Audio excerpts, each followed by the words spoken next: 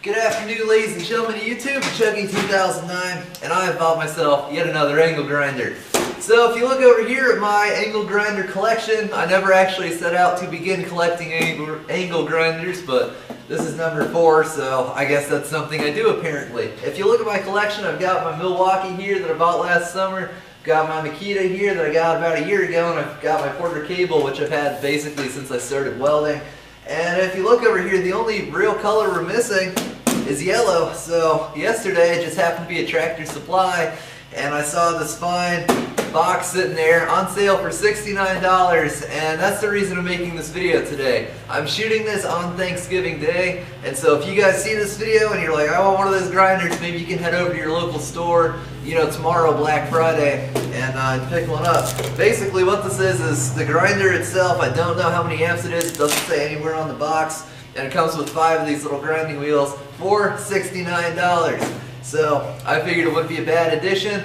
And I don't have anything Dewalt in my shop. Some of you guys know this, some of you guys have noticed this rather, and I've been asked why a couple times.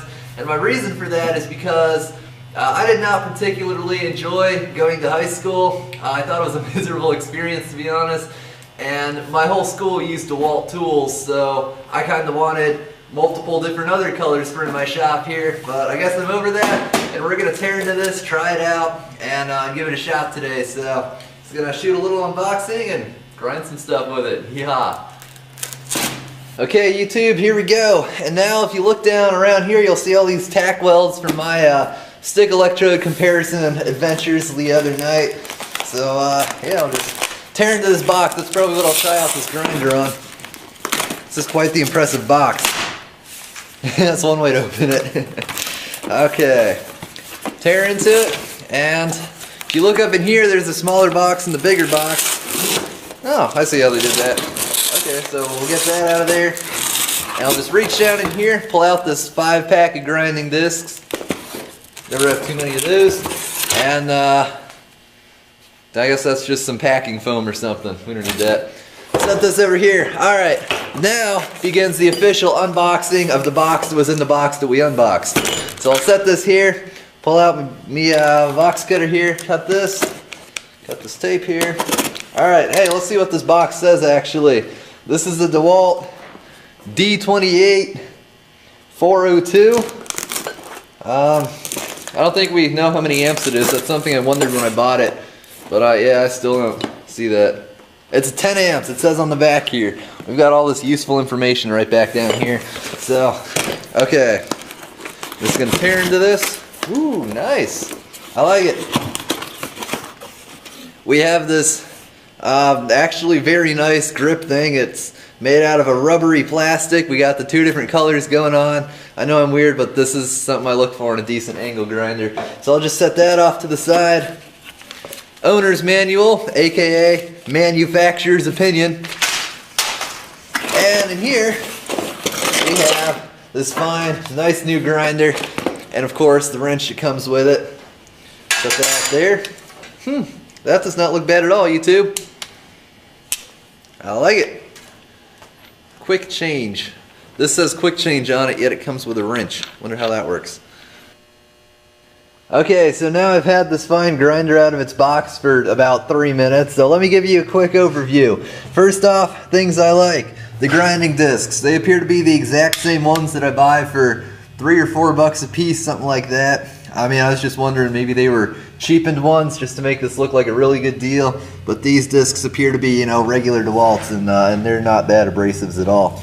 Okay, this guard, in order to do anything with it, you just pop this off. Yeah, and then it moves around. It's kind of hard to do this one-handed. And then it moves around, adjusts very easily. This could be a bit of a trick if you're wearing gloves, just because you have to fit your finger or something up under here, but not the end of the world. I've seen a lot worse, to be honest. I like this grip, which I think I already said.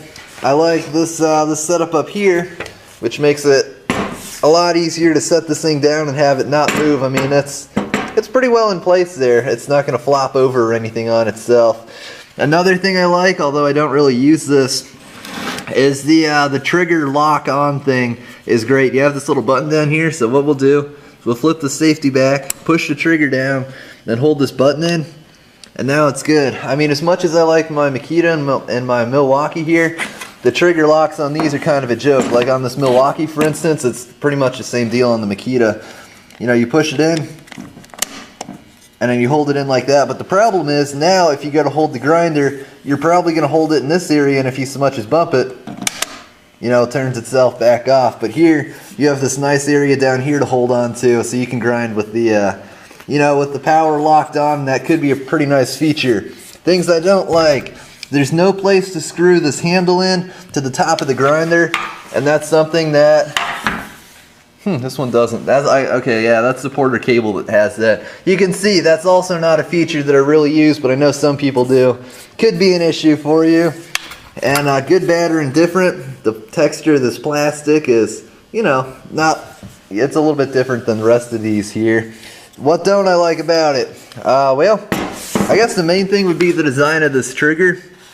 If you look, that's like a 1/2 inch of plastic, and that's the only thing that attaches this trigger paddle thing to the grinder itself. And I mean, if you look at where that is, it'll probably be fine, but if you're having a really unlucky day and you drop this thing and it lands on something just right, I'm afraid this whole thing is just gonna like shear off of here, because that honestly does feel a little bit cheap. But aside from that, I really like the look and feel of this neat little grinder. Smells like new plastic. It has a bit of a stronger new plasticky smell than any of these did when I unboxed them, but you know, that's probably not a bad thing.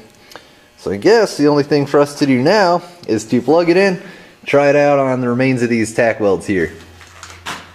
Well, ladies and gentlemen, it's the moment of truth.